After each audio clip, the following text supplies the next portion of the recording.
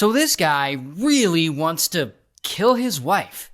Now the guy's name is Michael, and Michael's 58 years old, living in Oregon, and Michael has a big problem. His wife doesn't love him anymore, and he really wants to win her back. Now his wife is this woman, Susan. And of course Susan doesn't love him anymore. Michael, he's kind of a terrible husband. Like, he never takes her out or spends time with her. He does things like when she's trying to kiss him, he burps in her face, which I guess he thinks is funny. He always tries to control her spending habits when actually she makes more money than him. Like, she's a nurse while he's a janitor at an adult video store. Which, by the way, I assume that means he cleans the little booths out. Ew. Not to mention, he's also just kind of a bummer. Like, he's always referring to life as a shit sandwich. And so anyway, over time, all of this has kept building up. And then one day in 2005, after being married 17 years, Susan has finally had enough. She goes to Michael and she says, I want a divorce. And poor Michael is devastated. Like, he doesn't want to get a divorce. I mean, he's not feeling this at all. And so I guess in a compromise, they agree to a trial separation where she stays in the house while Michael moves out to go live with his dad for a while. And from here, Michael's life just continues to get worse. He loses his job at the adult video store, and I guess his dad kicks him out of the house. So now he suddenly doesn't really have a place to live. So at this point, Michael is freaking out. He doesn't have any money, he doesn't have a job, he's got no place to live, and his wife is for sure going to divorce him. And this is where he comes up with an absolutely terrible idea. Why not just unalive Susan? I mean, since, she won't be with him, maybe this will make him feel better? I actually don't really get it.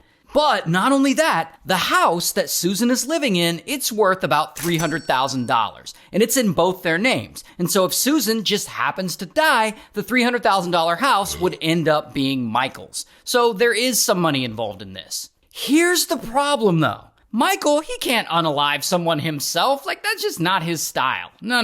He's gonna hire someone to do it. So he goes to this ex-coworker of his, this guy, Ed. And Ed is an ex-convict, kind of a shady dude, and he's also a janitor at the adult video store. Geez, how many janitors does this place have? But anyway, so Michael's mentioning all this stuff to Ed about his wife and whatnot, and Ed is like, oh yeah, I know all about hiring someone to kill a person. And Ed actually does. In fact, Ed just spent 9 years in prison because he once hired a hitman to take out his ex-girlfriend. And so Ed is like, I think, unaliving your wife is a great idea, and I would love to be your hitman. And so the deal is done. Michael hires Ed for $50,000, and together they come up with a plan for Ed to assassinate Susan.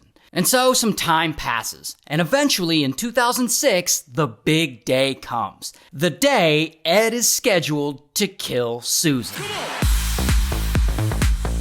And so first, Michael goes over to Susan's house when she's not home, and he lets himself in. And they're only separated, so I guess he still has the alarm code. And while he's there, he leaves her a note because he's trying to create an alibi for himself. He's like, hey, I just wanted to let you know I'm going to the beach, so I'll be gone and I won't see you for a couple of days. And then he leaves. Meanwhile, Ed is at his house preparing for this hit. And when I say preparing for this hit, I mean he's doing a bunch of cocaine. Like, a bunch of cocaine. And once he's sufficiently high, he travels over to Susan's house and he enters and he hides there behind the bedroom door and he waits for her to come home.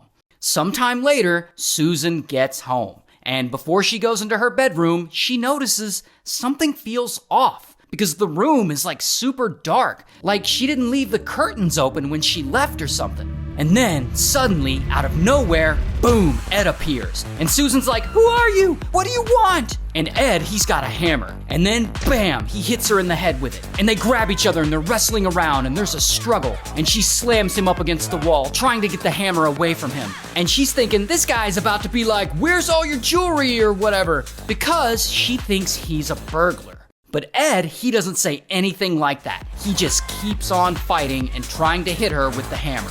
But Susan, she's trying to fight back, and she uses all her weight to pin him up against the wall. And Ed says, you're strong. And this makes Susan realize that this dude isn't here to rob her. He's here to kill her. and she's got to do everything she can to not let that happen. So then, pow, she manages to wrestle the hammer away from him, and boom, boom, boom, she hits him in the head with it 3 or 4 times. And then they fight and they struggle some more before Ed manages to grab the hammer back from her. But Susan, she's still not giving up. She does not want to die today, and so she grabs him by the throat and she puts him in a chokehold.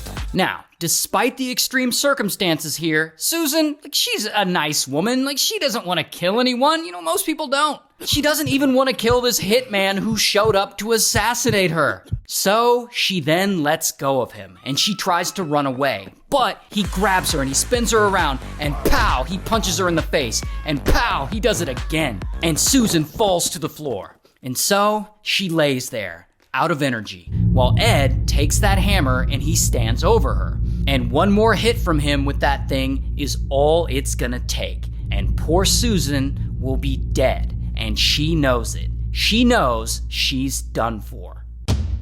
Until Susan still isn't gonna give up. Her body gives her another hit of adrenaline, and suddenly she reaches up and she grabs Ed, and she pulls him down onto the floor with her. And now they're both wrestling for control of that hammer. And soon she says, "Fuck it," and she starts biting him. Boom, she bites his arm. Boom, she bites his thigh. Boom, she even bites him on his junk through his pants. And as they continue to wrestle, anytime she has a free hand, she tries to slip it into his pockets. She's trying to find some form of ID or something so that she can quickly toss it under the bed or under a chair so that police might find it later and they can identify who came in to kill her. Damn, she's really good under pressure. I would never think to do that. But anyway, at this point, Susan and Ed have been fighting for around 14 minutes, and they are completely worn out. And so they're both there, lying on their sides, trying to catch their breath, but Susan is still not giving up. And she manages to climb on Ed's back and put him in a chokehold. And she starts yelling at him, "Tell me who sent you! Tell me who sent you and I'll call an ambulance for you!" Because, he's hurt.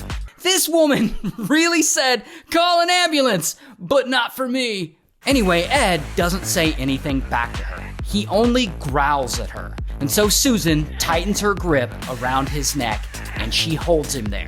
And she doesn't let go until he stops moving completely. And Ed dies. And then Susan runs outside over to a neighbor's house, who then calls 911. And police show up and they're able to piece together that Ed is connected to her husband, Michael. And so, bam, they go and they arrest Michael. Here's his mugshot. Ugh, Jesus, dude. And ultimately, Michael takes a plea deal and he's sentenced to 10 years in prison.